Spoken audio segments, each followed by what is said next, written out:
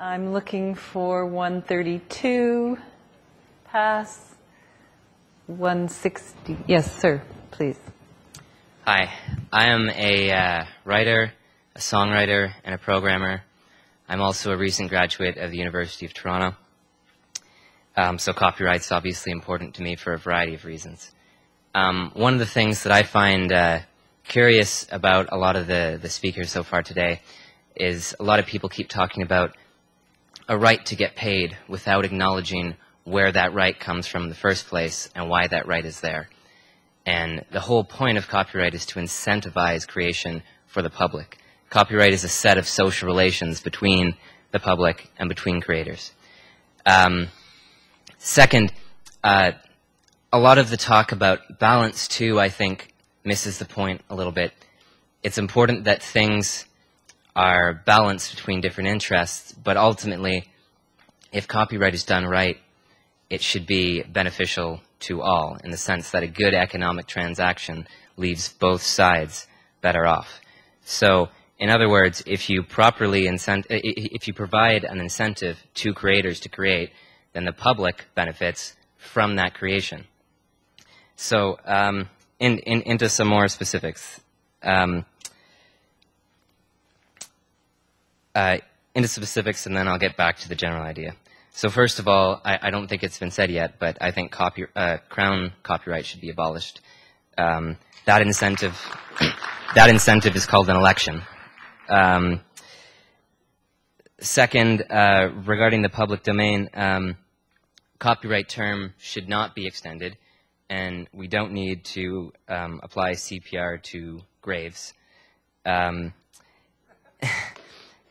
I think the term should be, at best, left at what it is now. We need more flexible, fair dealing. It's not a disaster for creators. Otherwise, our American friends wouldn't create anything.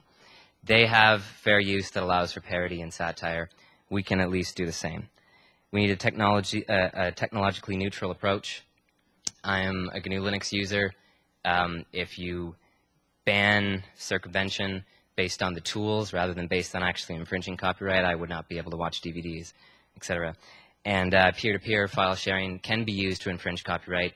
It can also be used by songwriters like Brad Sucks in Ottawa, who releases all of his material under a free license and leverages peer-to-peer networks for it to be shared.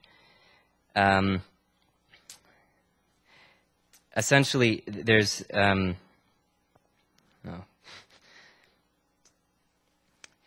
Copyright shouldn't provide a specific business model. It should provide tools that creators can use to incentivize them to create, but if the public can't use that creation, there's no point in copyright in the first place. Thank you. 124. Pass to the web, please. Mary says, balanced response is needed for online media distribution that allows content developers to get compensated for their work, but also caters to the realities of Canadians. One of the greatest things about the internet is the fact that all content is easily accessible and widely distributed. Canadians have recognized the great benefits of such a decentralized distributive model. A monetization scheme, and there are models for such schemes out there, needs to be put in place that will preserve this amazing distribution model and at the same time ensures that artists receive compensation. The government needs to take the lead in this by installing a monetization scheme of some sort, perhaps similar to the private copy tariff. Thank you. Taylor from Peterborough.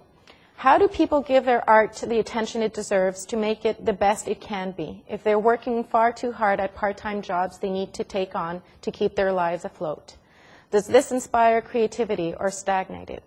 That's not necessarily a rhetorical question, but I believe more income needs to come in to artists. The digital realm definitely holds part of the key.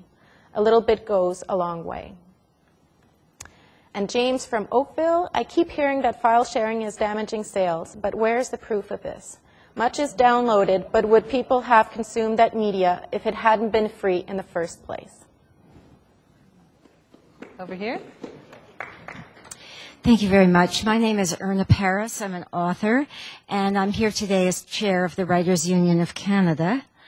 The Writers' Union of Canada has membership of approximately 1,800 book writers living in every region of the country.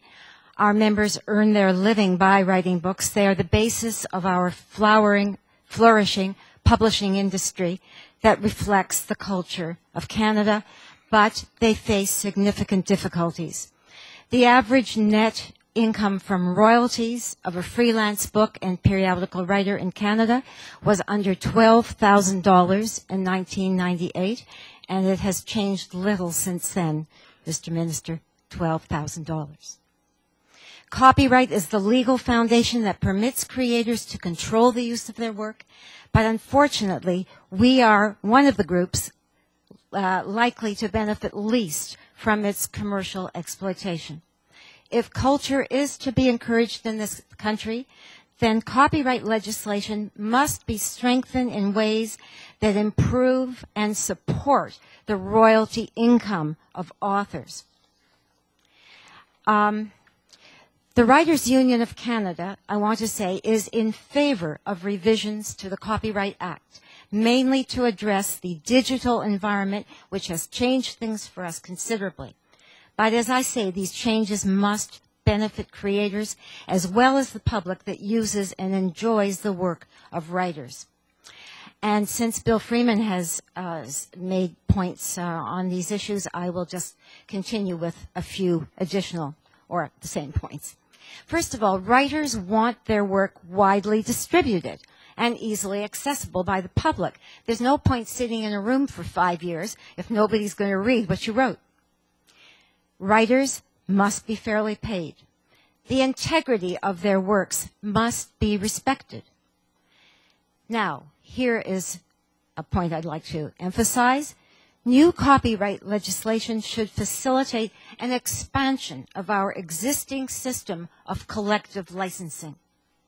Collective licensing can provide users with easy access to copyright materials through one-stop shopping and also provide writers with fair remuneration. Collective licensing makes new exceptions unnecessary, Mr. Minister, including exceptions for digital delivery by schools and libraries. Fair dealing already allows free use of a substantial amount of a copyright work for specified purposes. A system of collective licensing in place, should there be one, there would be no need for these purposes to be expanded. Thank you very much.